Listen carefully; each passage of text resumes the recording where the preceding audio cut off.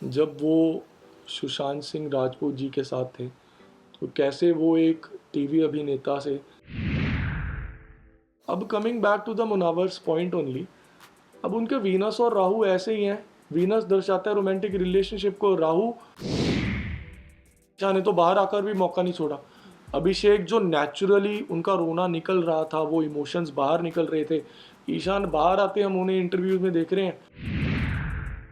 देखिए टॉप 2 में मुनावर का बहुत बहुत ज़्यादा चांस है, और इसके बाद अभिषेक। देखिए अंकिता जी का ना मंगल है सेकंड हाउस में। सेकंड हाउस दर्शाता है सबकॉन्शियस माइंड को, और मंगल दर्शाता है रिश्तों को। अब जब सेकंड हाउस में मंगल आ जाता है ना, तो only thing that gives Ankita peace is relationships, healthy and pure relationships. वही चीज़ है जो उनको सबसे ज़्यादा चाहिए, और वही उनकी प्रायोरिटी भी है। ठीक है, लेकिन उसी वजह से, शो की वजह से कह लो, या आपस में बाकी कंटेस्टेंट्स के द्वारा कुछ किया गया, उस वजह से आपस में कड़वाहट ज़रूर आई थी।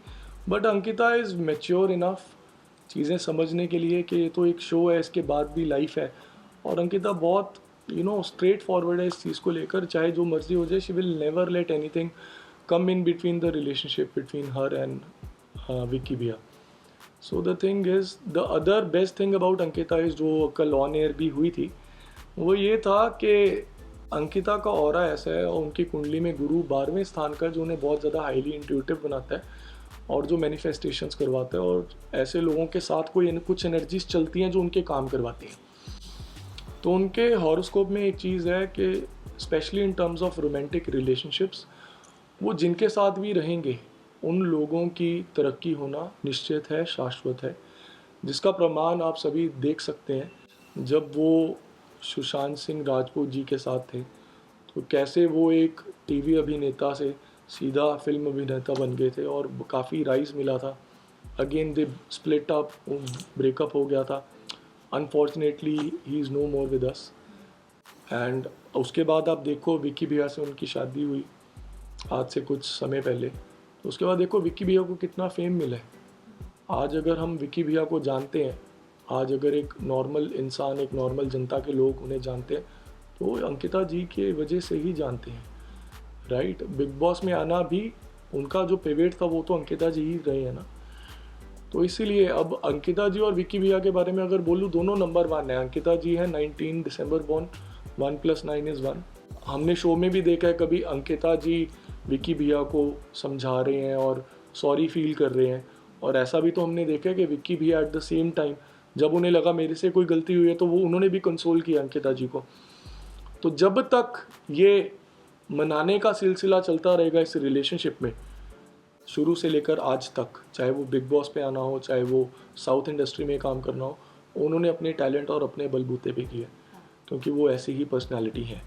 क्योंकि उनकी कुंडली में एट द सेम टाइम ये योग भी है कि जब जब वो रिलायंस रखेंगे दूसरों के ऊपर, कि मैं रिलाई करती हूँ कि ये इंसान मेरे काम आ जाएगा, या ये इंसान मेरी सपोर्ट बन जाएगा, उनके साथ कभी भी नहीं होना कभी भी नहीं होगा।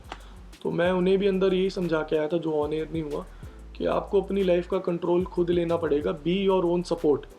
जब अपनी सपोर्ट आप खुद में ढूंढ लोगे ना, तब दुनिया में किसी इंसान की सपोर्ट की कभी आवश्यकता नहीं पड़ेगी। और उनकी कुंडली में इस टाइम शनि और राहु बहुत प्रबल है। शनि बहुत ज़्यादा हार्डवर्क करवाएगा, बहुत ज़्यादा काम देगा, लेकिन जब शनि बहुत ज़्यादा बढ़ जाता है तो सूर्य को वीक होना पड़ता है। सूर्य है हेल्थ।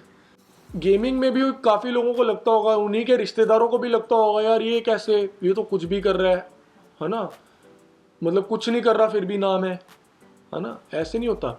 कई लोग भाग्यवान होते हैं। अब भाग्यवान होना गलत है क्या? भाग्य भाग्य साथ है। तो जब भाग्य साथ है, तो किसी इंडिविजुअल की ज़रूरत भी क्यों है सपोर्ट के लिए? भाग्य साथ था, सेल्फ मेड बने हैं, अपने आप खुद फेम कमाई है, खुद बिग बॉस में आए हैं, और खुद फाइनलिस्ट बने हैं। ठीक है, अब coming back to the Munawar's point only, अब उनके वीनस और राहु ऐसे ही हैं। वीनस दर्शाता है रोमांटिक रिलेशनशिप को, राहु भटका देता है, और राहु फोकस लूज कर देता है। तो अगर किसी एक इंसान को एक गर्लफ्रेंड में फोकस दिख जाए, पीस मिल जाए, तो उसको ज़रूरत ही नहीं है ना कहीं और जाने की। यही तो होता है, जहाँ आजकल कुछ रिश्ते ऐसे ही हैं कि साथ साथ जिएंगे, साथ साथ मरेंगे। वो क्यों है? क्योंकि they find peace in each others, right. तो वीनस राहु वो क्लैरिटी खो देता है। अब इसमें हम वीनस राहु को तो भूल जाते हैं, कोई ले मैन के लिए जो ज्योतिष नहीं समझता, लेकिन दुनिया तो यही कहेगी ना मुनावर गलत है। गलत ग्रह होते हैं, तो जब कोई अच्छा करते हैं तो वो भी ग्रह करवाते हैं, जब कुछ बुरे इंसिडेंट्स होते हैं वो भी ग्रह करवाते हैं। हम तो गाइड कर सकते हैं क्या करना चाहिए क्या नहीं। तो वीनस राहु होने की वजह से वो क्लैरिटी मिस आउट हो जाती है। वो आदमी का फोकस होता है कि मैं यहाँ भी देख लूँ, वहाँ भी देख लूँ, वहाँ भी देख लूँ, जब मन होगा सेटल करने का। तो ऐसे यही प्लैनेट विमेनाइजर भी बनाते हैं। मैं उसको डिनाई नहीं कर रहा कि मुनावर यहाँ पे गलत नहीं है, विमेनाइजर भी वीनस राहु ही बनाते हैं। यहाँ पे अगर राहु को कंट्रोल कर लिया जाए by following very simple remedies, तो ये फैक्टर भी खत्म हो जाएगा। अब वीनस राहु खराब थे तभी तो शादी टूटी, क्योंकि शादी भी वीनस ही दर्शाता है। अब वीनस राहु खराब है तभी रिलेशनशिप्स नहीं टिक रहे। प्योरली वो नाजिला को चाहते हैं, लेकिन आज वो रिलेशनशिप नहीं है ना, वीनस राहु की वजह से।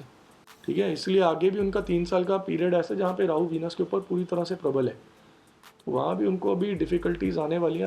अगले 3 साल अगर वो किसी रिलेशनशिप में भी पड़ेंगे, डेफिनेटली गना फील सम मतलब टर्बुलेंस इन दैट राइड।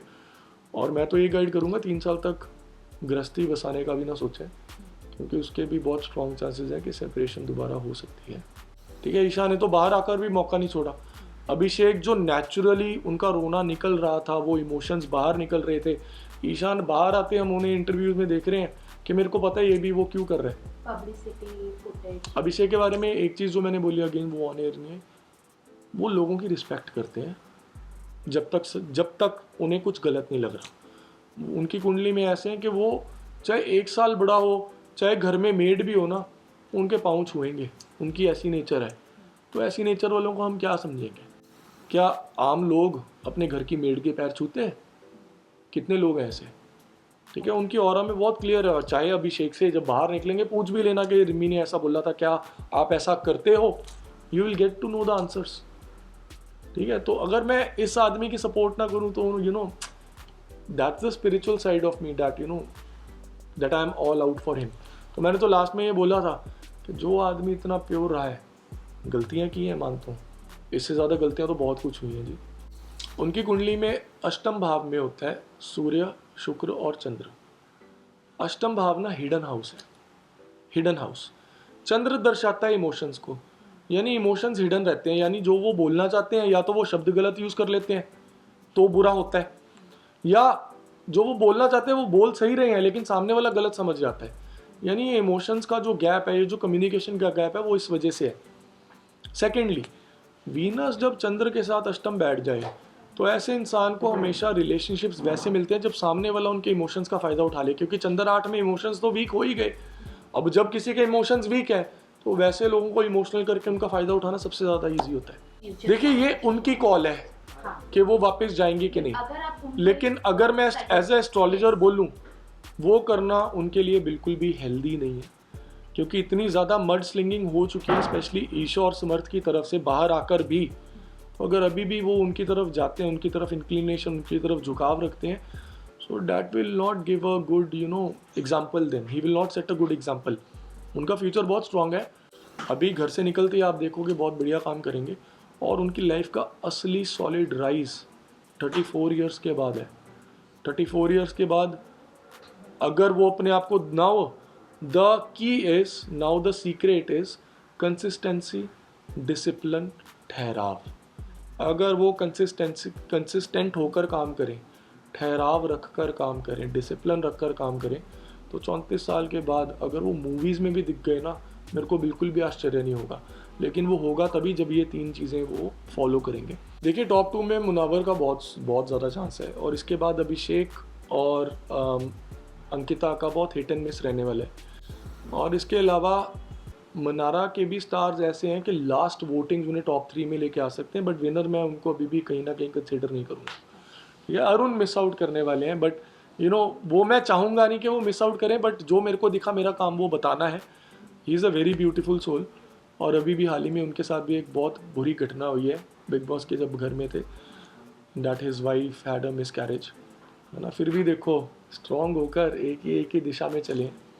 तो मैं चाहूँगा, अगर आप मेरे से पूछो, मैं चाहूँगा इवन अरुण भाई भी टॉप 3 में आए, बट सितारे कुछ अलग कह रही हैं इसमें।